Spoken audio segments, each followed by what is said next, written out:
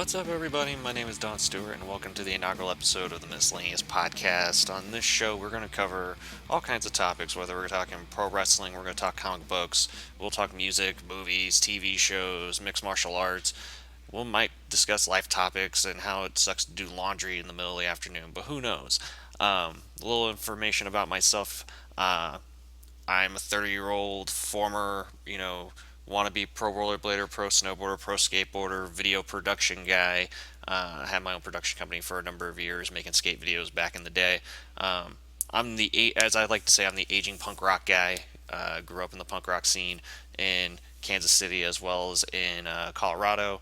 I grew up going to punk and hardcore shows back in the, early 90s throughout, the mid 2000s.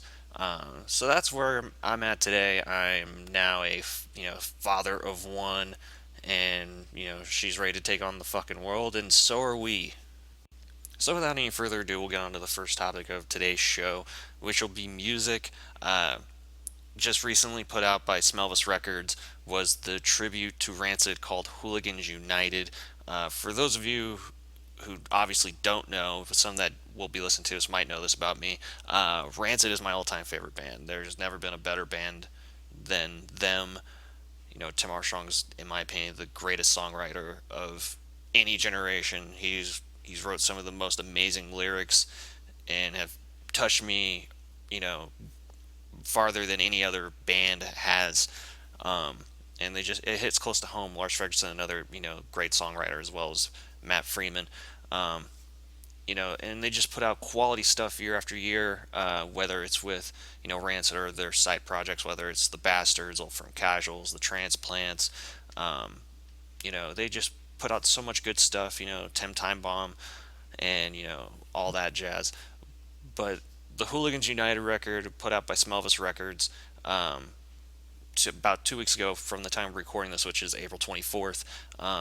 54 bands, all kinds of bands on this record. Everybody from Voodoo Glow Skulls to Anti Flag to the Street Dogs to Left Alone, Death by Stereo, Big D and the Kids Table, Mustard Plug. Kevin Seconds is on there, for God's sakes. And if you don't like Kevin Seconds, I don't know what you're doing out in this world.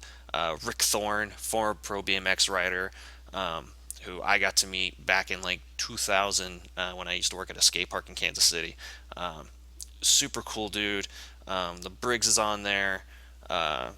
Coughing Cats. I mean, they just do so many good bands on that record.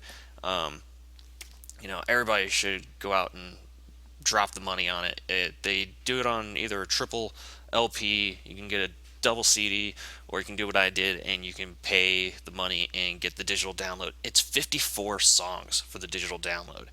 I mean, if you can't find like 5 songs out of 54 for whatever it was, $15, I mean, I don't know what you're doing. Like, me personally, like on my own iPod, I have, 32 of the 54 tracks on there. And I probably listen to the same 15 over and over again. But when you can put on a record that's got that many tracks on it, 54 songs, and you can get 32 that you will continually listen to, that's an amazing deal. Because I mean, God, I know bands that will put out a 12-song record and maybe one or two are good out of 12. I mean, that's a terrible ratio. But to get 32 out of 54, I mean, it's just amazing. Highlights on that record, for me personally, Left Alone covering Black Derby Jacket. Having that song, the original one being so fast and sped up, Rancid style from the Rancid 2000 record, with Matt Freeman singing on it, so much fury coming out of it and just so much passion. Left Alone tones it down, very acoustic, kind of almost fireside style. It is just so amazing to hear that be played in a very toned down rendition of it. It's amazing. The first song that I heard off the record was Death by Stereo's version of Rejected, which they had Skinhead Rob from Death March and Transplants doing vocals on it. And that just blew me away because that's one of my favorite songs. Especially when I was a kid growing up, that was one of the first songs that really connected me to Rancid was Rejected. And I mean, it's hard to make a song that you define as great better. But so they whatever they did and just Skinhead's Rob vocals on it just really put so much more punch to it than Tim could, which is almost blasphemy for me to say because Tim is my favorite vocalist. But Skinhead Rob just blew this thing out the door, and it just there's so much power and so much passion and energy behind it. It just really just drives you. It's amazing. Um, so yeah, that's to me that's the best song on the record. But there's so many other good stuff. Anti-Flag doing Maxwell Murder, Street Dogs doing Avenues and Alleyways. I would give my right arm to see them play that song live, and I've seen Street Dogs play probably I don't know 8 or 9 times. Yeah, I saw them first when they opened for Social Distortion back. I want to say it was like 2004, 2003, 2004, somewhere around there, and they were just an amazing live band. Just literally stole the show. I mean, here's this band who, at that point might have been around maybe 2 years. Of course, Mike, coming from the Dropkick Murphys, he's going to have great stage presence. But the rest of these guys, nobody really knew who they were, and they came on and just stole the show. And I think just made it really hard for Backyard Babies and for Social Distortion, who both came on afterwards. It made it really hard for them to follow because here's this band, this four piece, just coming out of straight out of Boston, and just laid waste to everything. And it was that was an amazing show. But anyways, like I was saying, I would love to see them play that song live. It was because of all the bands that play you know covers. The Street Dogs, they always just seem to be able to take whether it's Postal Breakout, or they'll play, Never Alone. Obviously, Mike being from Dropkick, playing that song, always has good power. But I've heard him play Rise Above, um, and Bank Robber, and they just throw in so much, zing to it. It just makes it their own. It makes it, so much more lively than the original could even imagine being. Um, so yeah, that's definitely a good highlight. Rick Thorne doing Fall Back Down, um, just another phenomenal track. Rick Thorne, who not a big fan of, his vocal stylings on, some of the other stuff I've heard him do, but he really plays good on this one, and it just comes out phenomenally sounding. But yeah, I mean, go out, buy the record, guys. You will not be disappointed. Like I said, get the digital download if you want to get the extra 3 bonus tracks. You get 51 songs on the double CD and the triple vinyl. Um, Go out and support all these bands. Go out and buy their records, buy their merch, whatever you gotta do. It's just so much good stuff. So yeah, definitely big props to Smells Records for putting out a great tribute record. Uh, it's really worth it, and I appreciate them for actually giving love and respect back to a band like Rancid, who's been around for 20 plus years and still putting out quality work year after year. Sticking with music for just a little bit longer, coming up on July 19th at the Midland Theater here in Kansas City, Danzig is playing with Pennywise. Pennywise, one of my all-time favorite bands. Danzig, obviously, former singer of the Misfits, very long solo career, and has put out some really good quality work. This will be the first time I will be seeing Danzig play. I've got plenty of videos, and I've seen plenty of clips of shows of Danzig in the past, and always puts on really quality shows. And with the exceptions I've seen of him throwing hissy fits when the crowd doesn't react the way he wants. But hey, that's gonna happen. Some people, some crowds just don't like what you give them, and it doesn't matter what you do. You could be giving them gold, and they're still gonna think you're giving them shit back and forth. But KC crowds are always really good, and they always give bands really good support and always good crowd reactions. Pennywise will probably just steal the night, just because Pennywise, just that's all they know how to do. They just know how to play loud, fast, and still shows. I've seen Pennywise play, I believe twice now, but good God, nothing but raw energy coming from those guys. I got to see them play at the Gothic Theater in Denver back in like '06, and it was one of the first shows that I ever like sat in the balcony to watch, just because I had always heard that Pennywise shows being really violent, and me being a smaller guy, at the time I was about 140 pounds, and I'm 5'8" on a good day. And being that small of a guy and being like, I'll probably be, one of the smaller guys in the pit, and I'm not a big fan of getting beat up, this and that. And, seeing the pit when Pennywise came on, and seeing the smallest guy in the pit that you could see from the balcony was probably 6'1" and every bit of like 210. And I was like, yeah, I'm not going down there. I mean, it was just brutal. I mean, they did the Braveheart Wall of Doom, and it was just fists getting thrown everywhere. It was the most beautiful thing of violence I've ever seen. It was just amazing. And then seeing kids, when my whole thought was, when they play Brohim, I'm gonna dive from the balcony onto the crowd. Like that was, and I said that to my brother at the start of the show. I was like, as soon as they play Brohim, if we're in the balcony, I'm diving off the balcony. And he was just like, oh, dude, that would be insane, whatever. And they started playing Brohim. They didn't even get through the first verse, and kids were diving off the balcony. And, like, not just, like, two or three. Like, no, you would see both sides of the balcony of the venue, like, 5 and 6 kids at a time diving off. It's like a 20-foot drop to the floor, and they're just diving. And then you'd see, like, it was like the line of people just diving off the balcony. And it was like, wow, I'm so unoriginal, and kids were literally like, they weren't even hitting the people on the floor, they were hitting the floor because 5 kids would drop at one time, and then they would hit the people, and they would move out of the way, and kids would just dive onto the floor, like just missing everybody. And it was a crazy scene. But I mean, it definitely added to the show, and nothing's better than seeing one of your favorite bands and seeing that reaction of the crowd to them just going crazy and going off. Just such a crazy deal, and it's one of those things that you really only get in, like, I feel you only get in, like, punk and hardcore and maybe some metal shows and stuff like that. Just seeing a crowd react like that, where you have you're on the stage and you can provide that much energy, to that crowd to make them want to go dive off the balconies and this and that. I mean, it was insane. You know, I would love to have seen, back in the day, that used to happen all the time. You hear the stories of, like, Youth Brigade, playing the shows in, LA, and seeing kids, dive off the balcony, 30 feet onto the floor, and would really not get caught by anybody, and then get back up and start dancing. Like, that would just be insane. But that was, Pennywise. They put on one hell of a show. And if you're a fan of, you know, whether you're a fan of Pennywise or just punk rock or just music in general, if you want to see a phenomenal live show and just see energy beyond belief come from a band to the crowd and then giving it back to them, do yourself a favor. Go see Pennywise play live. They're playing here, like I said, opening for Danzig on July 19th at the Midland Theater in Kansas City. Go out and have a blast. They're touring the rest of the country, obviously. I know they're playing in Denver. My brother's probably going to end up going to that show.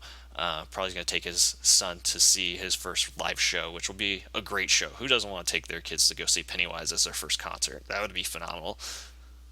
On to our next topic. We're going to talk a little bit about pro wrestling. For those of you that obviously don't know me, I've been a pro wrestling fan since about 1988. So I grew up watching, NWA, the dying days of World Class when it was USWA, WWF, obviously, um, and then watching some stuff coming from, over the border in Mexico. I'm originally from El Paso, Texas, so I got to see a little bit of lucha stuff coming over the border on the local stations there. Uh, the pro wrestling scene now I mean, TNA is doing their thing, and I mean, the shows have been pretty good. I won't give them high praise, but they've done a lot better than their dying days on Spike TV. Um, Kurt Angle holding the belt, I'm not the biggest fan of. At this point, I thought Bobby Lashley, even though he's not a good promo, but he's got a menacing look, and he was gonna. I think they could have had him be their version of Brock Lesnar.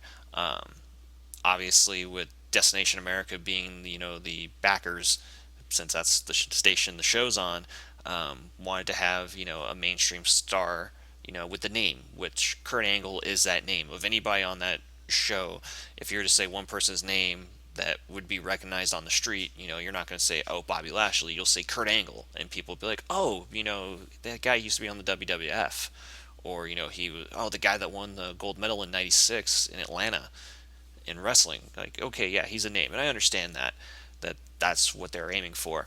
Me personally, I think they could have, Bobby Lashley should have kept the belt, and he could have been the menacing monster heel, champion, and Kurt could have been the one chasing him and could never get him, and then up comes you know I don't know whether it's Bobby Roode or James Storm could be turned babyface and could go against the monster that is Bobby Lashley. But they didn't go that direction. And if Samoa Joe hadn't left the company, that could have been something you could have built to. Was you could have rebuilt Samoa Joe, the Samoan submission machine, into being the he could just run through everybody. He could run through your Kurt Angles, your Bobby Roode, your James Storms, all your top guys, MVP, Matt Hardy and Jeff Hardy and such, and build to that Samoa Joe Bobby Lashley match. Um, Obviously, that's not going to happen now since Joe is no longer in TNA and he's on his way to the WWE, going on to the A show, which is NXT. And if you're not watching NXT and you're a pro wrestling fan, I don't know what you're doing with your life. NXT, with the exception of probably Ring of Honor, is the best pro wrestling show on TV. Um, so good, in fact, that my wife, who, you know, she's not a fan of the WWE, and she likes. I got her into watching pro wrestling because of documentaries. Like I think the first one she watched with me was the Jericho documentary. That came out back in like 2010. Was the first thing that she watched, and she became a fan of kind of like the stories of the background of where these people came from and how this happened and how this started. Um, and that's how she became a fan. Was becoming interested through documentaries and stuff like that. Um, and she has her favorites and this and that. She's always been a big fan of Bryan Danielson. Cole Cabana is her all-time favorite, I believe. Obviously, a huge fan of Jerry the King Lawler. She got the opportunity to meet him about a month ago at Comic Con, um, and that rat bastard Lawler stole a kiss from my wife, uh, which I'm actually very proud of. God, like, of course she can kiss the king. Who doesn't want it? What lady doesn't want to kiss the king of Memphis? Just once. Um, but so she's a fan of a lot of the guys who are hard workers. Like I said, with Danielson, Daniel Bryan, as WWE has called him for the last several years now, hardest working guy on TV when it comes to just his in-ring style. But the show that has gotten her attention, it wasn't WrestleMania, which was a very good show. It wasn't Raw or SmackDown or anything. Her attention got caught by watching NXT and seeing guys like Sami Zayn and Kevin Owens and her current favorite TV star Enzo Amore with Big Kaz and Carmella. Watching watching the NXT show, especially when those three come on, Enzo, Kaz, and Carmella, the way the crowd reacts, it's almost like watching an ECW show because the whole crowd knows the shtick. They're gonna come out and they're gonna say their lines. I mean, it's phenomenal, and it's great because you can tell it's old school booking. The way the crowd is the way these talents get over with the crowd, and seeing how it's not about, oh well, we have to have drama for the sake of having drama, and we have to have we can't have real athletes on our show because we have to have actors, because the only way we can get these things over is with people acting, and we have to give them 45 pages of dialogue for them to cut a backstage segment promo on it. They don't do that in NXT. They have an hour show, and every guy on that show, guy and girls, obviously, they've all gone over being able to be pro wrestlers. You know, the women, I mean, goddamn, they put on at the Takeover show that was back in, was it February? The four-way for the women's title was the best women's wrestling I've seen probably since the first time I saw like an All Japan women's tape back in the 90s. Good God, Becky Lynch, Sasha Banks, Charlotte, and Bailey, I mean, literally stole the show. And they put on every show, when Charlotte's in the ring, Sasha Banks, Bailey, Becky Lynch, Alexis Bliss, old blue pants. Good God, those girls are so amazing, and it would just be, it'd be such a wonderful sensation seeing them on national TV, worldwide TV, really with Raw.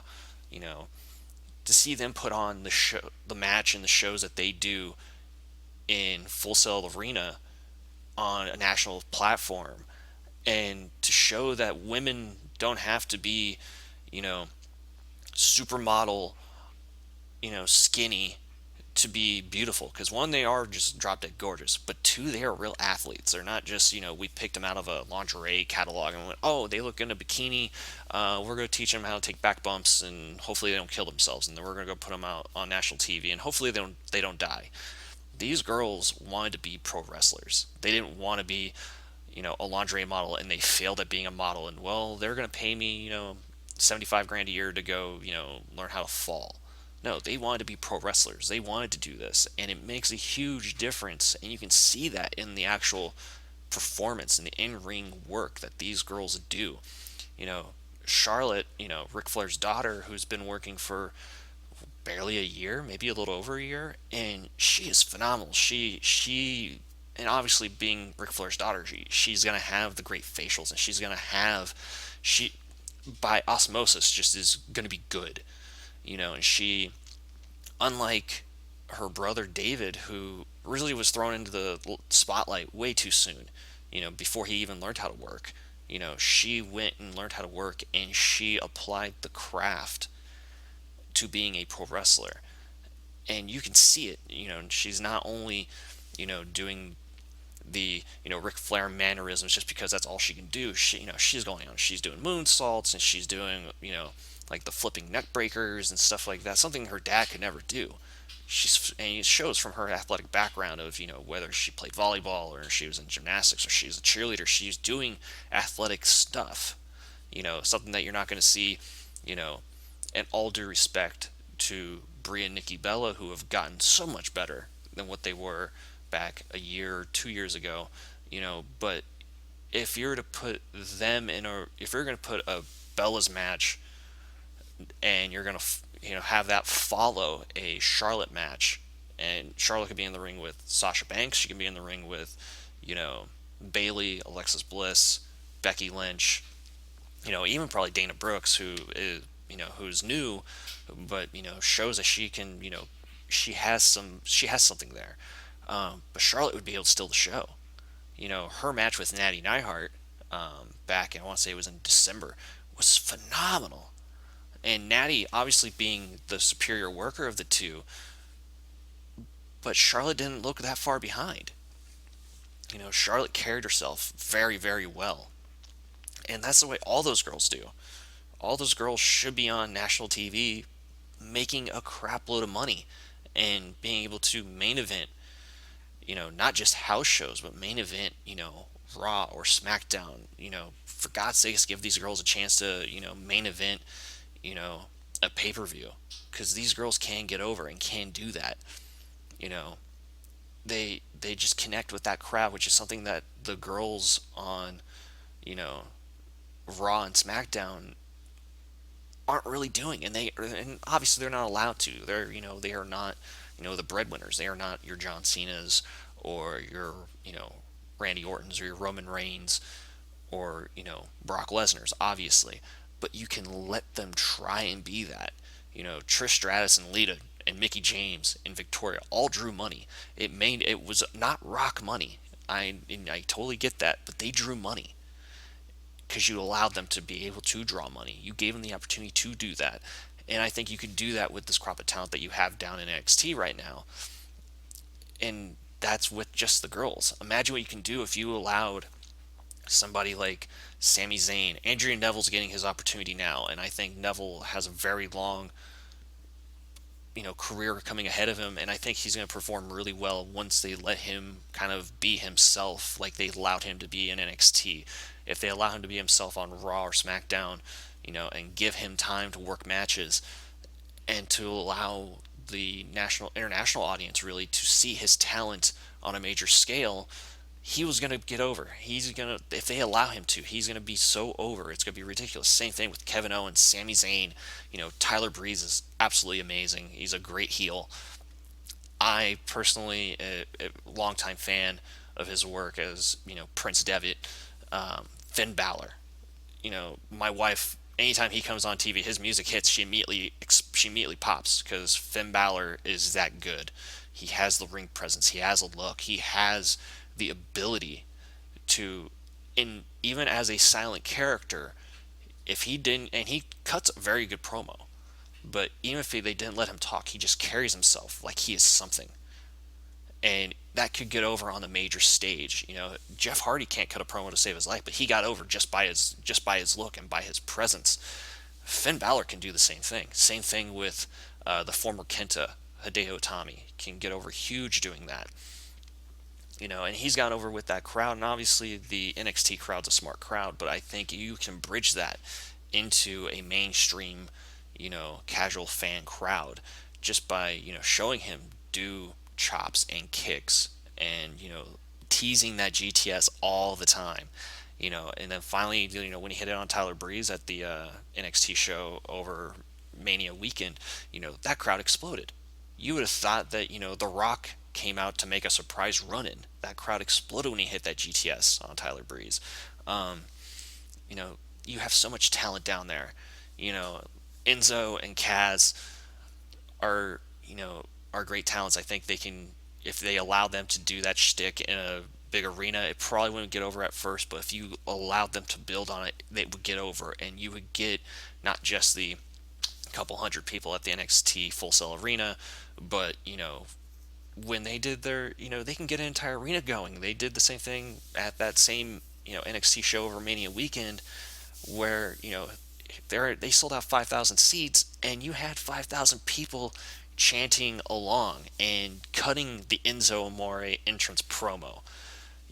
That you don't get that from a John Cena. The last time you really saw people do that with catchphrases were, with Jericho, was with Rocky, with Austin. And I'm not putting them in that category, obviously, because they haven't proved themselves to be like them.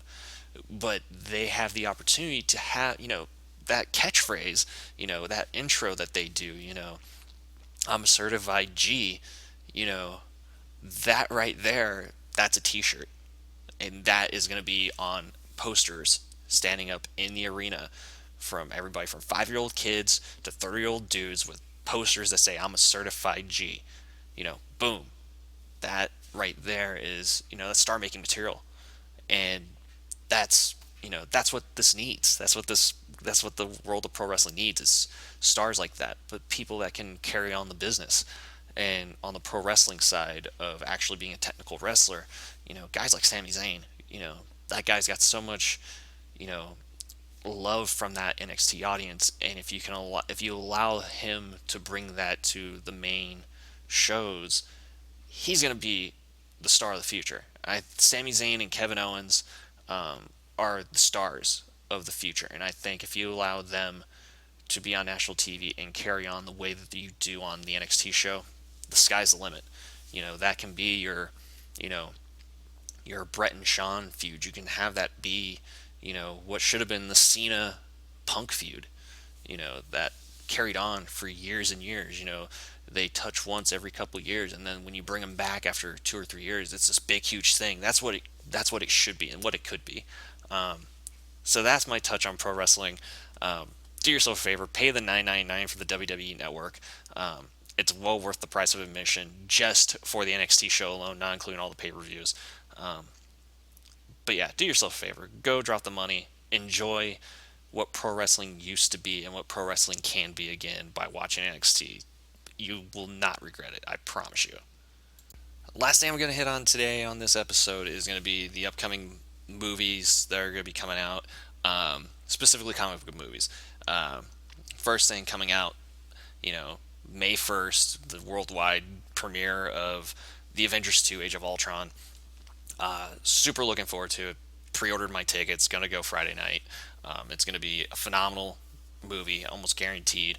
The first one blew me away. beyond belief, and this one's going to be the same way. I am almost guaranteeing that. The Marvel Cinematic Universe, the MCU, if you will, have just done nothing but phenomenal stuff for the last however many years since when did Iron Man come out, like 2008 or whenever that came out. Just phenomenal stuff, and I'm really looking forward to seeing the full introductions of Scarlet Witch and Quicksilver. I'm really looking forward to seeing how they bridge, how or if they're going to bridge, you know, the rest of the series along with this. I want to know, what, are they going to introduce Thanos more and more? He was introduced, in the end credits of the first Avengers movie. Are they going to actually have him be more than just a smiling face? I hope he is. It's going to be, I'm really looking forward to it. Uh, the Winter Soldier, the last Captain America movie. It pretty much is in my top five of all time favorite movies. Like nothing, that's my favorite, MCU movie, of, what's going on right now with Disney. Um, that's my favorite movie of that branch. It's just an amazing flick. I'm really looking forward to see what they're going to do with the second Guardians movie. How they're in. It's already been leaked, the end credit deal for Avengers 2, and I'm pretty sure it's legit. It seems really legit. But with Spider-Man being on the back in the background of a building, as a guy's cleaning the windows of Stark Towers, so I like to see how they're gonna bring him in, especially for Captain America: Civil War. Really looking forward to that. It's one of my favorite storylines in the comic books. Uh, well, I won't say ever, but definitely over the last like 15 years was definitely one of my favorite story arcs. Um, the other thing I'm really looking forward to, I've got to wait a year to get it, obviously, but I'm really looking forward to X-Men Apocalypse. Um, Apocalypse is my all-time favorite supervillain. Like I remember the first couple times I saw him in the comics in the X Factor comics back when I was a real little kid, when I was like 6, 7 years old, and seeing just this evil bastard that was survival of the fittest. It was that was I think probably one of the first times I ever heard that phrase.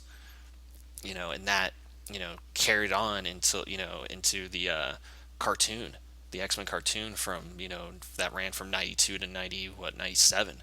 You know that because of the cartoon is what really made me believe that Apocalypse is the greatest of all time. He's the baddest of badasses.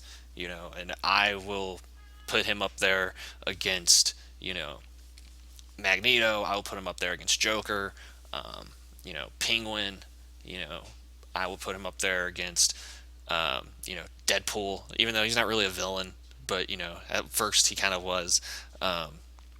But Apocalypse is just amazing. I'm really looking forward to that movie.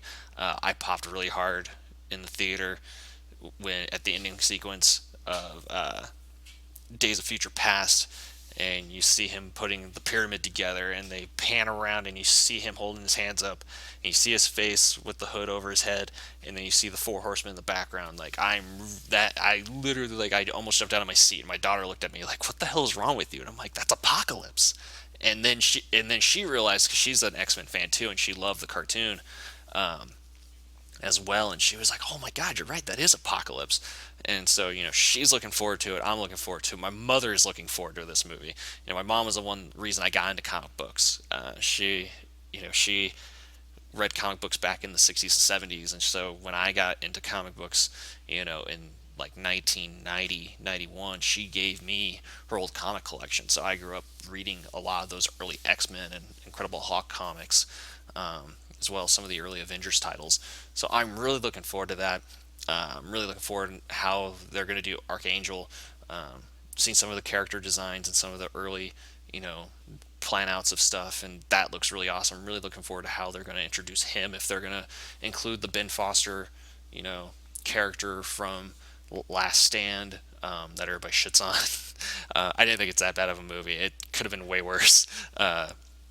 In retrospect, it could have been way, way worse. It could have been X-Men Origins Wolverine.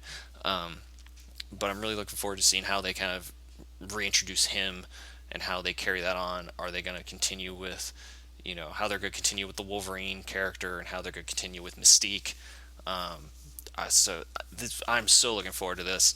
The last thing I'll hit will be Batman versus Superman.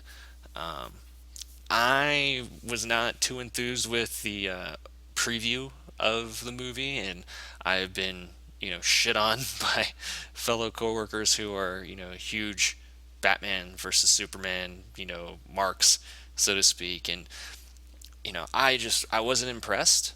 I mean, I'm still obviously going to go see it when it comes out because, I am a huge Batman fan. And I thought Christopher Nolan's, you know, trilogy, with the exception of Batman Begins, I wasn't a huge fan of that. But Dark Knight and Dark Knight Rises were just incredible movies, and you could put those in a top 10 anywhere, and people will be, I don't think they can really give you an argument on specifically Dark Knight, on why they shouldn't be in a top 10. But I wasn't a huge fan of Man of Steel, but I do want to give it the benefit of the doubt, and it left a lot to be desired for me, though. That preview did not have everything that I was looking for. I don't even know what I'm looking for.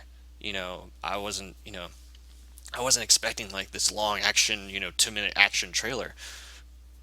But it wasn't anything special. I wasn't, it didn't, catch my eye like, oh man, like this is, oh my god, this is going to be the greatest movie of all time, and god, look at this. It was just kind of like, it was just, kind of just dark and depressing, and I understand that's the vibe of the movie, but it didn't have anything that made me want to say, oh shit, I'm going to go drop my, $12 to go see a movie today. Like, it didn't have that. But like, with that being said, I am going to go out and see it when it does get released. I'm really looking forward to seeing how Ben Affleck does as Batman. A lot of people were shitting on him being Batman when he first got announced as it, what was it, a year and a half ago. I am not going to be that guy that's going to, be like, oh, he's going to suck and, he's not good, this and that. No, I mean, God, the guy is a good actor. You can't deny him that. He's a great actor. Daredevil was just a bad movie, and people still shit on him for doing Daredevil and Geely and stuff. Ben Affleck's a good actor, and I think he can play Bruce Wayne. He can play Batman. And I think he will do a really good job, and I think he will be the one that steals the show as far as like his overall acting. It'll probably be the highlight of that movie, but I'm excited to see it. Hopefully the new trailers will be much better. I will say I'm looking forward to that far more than the new Fantastic Four movie, which I think looks like garbage.